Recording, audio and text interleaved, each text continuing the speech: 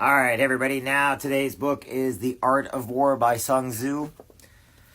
Okay, this is a special edition, and I've read this book many times, but I'm going to read 11 pages of this one, and if it gets too crazy where I feel that we need to read something else, then we will read something else. But right now, what I want to do is I want to read The Art of War by Sun Tzu, and then I'm going to read a couple other pages out of my other book, because every day you should be reading 11 good pages of a book, okay? Chapter 1, Laying Plans. All right, so this is our today's book. This is Chapter 1. Sun Tzu said, the art of war is of vital importance to the state. 2, it is a matter of life and death, a road either to safety or to ruin. Hence, it is just a subject inquiry which can on no account be neglected. 3, the art of war, then, is governed by 5 constant factors to be taken into account in one's deliberations when seeking to determine the conditions obtaining in the field. 4, these are, for 1, the law, the moral law. 4, 2, heaven. 4, 3, earth. 4, the commander. 4, 5, method and discipline. 5 and 6, the moral law causes the people to be in complete accord with the rulers, so that they will follow him regardless of their lives, undismayed by any anger. 7, heaven signifies night and day, cold and heat, times and seasons. 8, earth comprises distance, great and small, danger and security, open ground and narrow passes, the chances of life and death. 9, the commander stands for the virtues of wisdom, sincerity, benevolence, courage, and strictness. 10, by method and discipline are to be understood the marshalling of the army in its proper subdivisions, the graduations of rank among officers, the maintenance of roads by which supplies may reach the army, and control of military expenditure. These 5 heads should be familiar to every general. He who knows them will be victorious. He who knows them not will fail. Therefore, in your deliberations, when seeking to determine the military conditions, let them be made the basis of comparison in this wise. 13. 1. Which of the 2 sovereigns is imbued with the moral law? 2. Which of 2 generals has most ability? 3. With whom lie the advantages derived from heaven and earth? 4. On which side is discipline most rigorously enforced? 5. Which army is stronger? 6. On which side are officers and men more highly trained? 7. In which army is there the greatest consistency both in reward and punishment? 14. By the means of these 7 considerations, I can forecast victory or defeat. 15. The general that hearkens to my counsel and acts upon it will conquer. Let such a one be retained in command. The general that hearkens not to my counsel nor acts upon it will suffer defeat. Let such a one be dismissed. 16. While heading the profit of my counsel, avail yourself also of any circumstances over and beyond the ordinary rule. 17. According as circumstances are favorable, one should modify one's plans.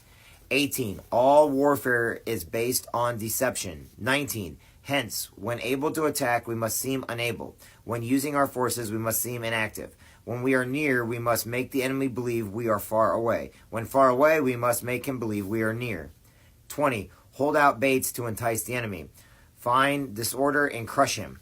21. If he is secure at all points, be prepared for him. If he is in superior strength, evade him. 22.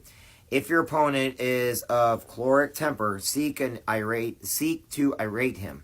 Pretend to be weak, that he may grow arrogant. 23.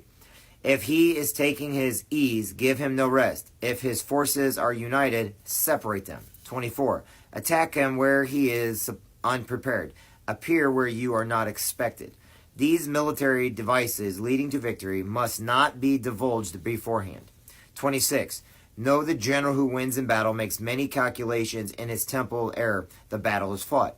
The general who loses the battle makes but few calculations before him. Thus, do many calculations lead to victory, and few calculations to defeat. How much more no calculations at all?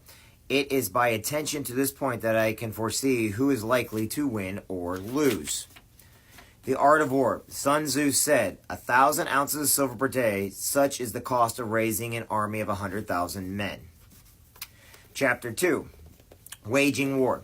1. Sun Tzu said, in the operation of war, where there are in the fields 1,000 swift chariots, as many heavy chariots, and 100,000 mail-clad soldiers, with provisions enough to carry them 1,000 li. The expenditure at home and at the front, including entertainment of guests, small items such as glue and paint, and some spent on chariots and armor, will reach a total of 1,000 ounces of silver per day.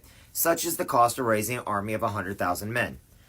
2. When you engage in actually fighting, if victory is long in coming, the men's weapons will grow dull, and their ardor will be damp. If you lay siege to a town, you will exhaust your strength. Again, if the campaign is protracted, the resources of the state will not equal to the strain. 4. Now, when your weapons are dull, your ardor damped, your strength exhausted, and your treasure spent, other chieftains will spring up to take advantage of your extremity.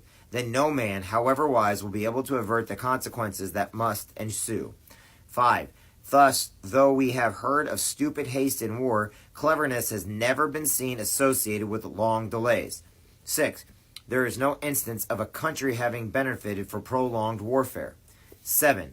It is only one who is thoroughly acquainted with the evils of war that can thoroughly understand the profitable way of carrying it on.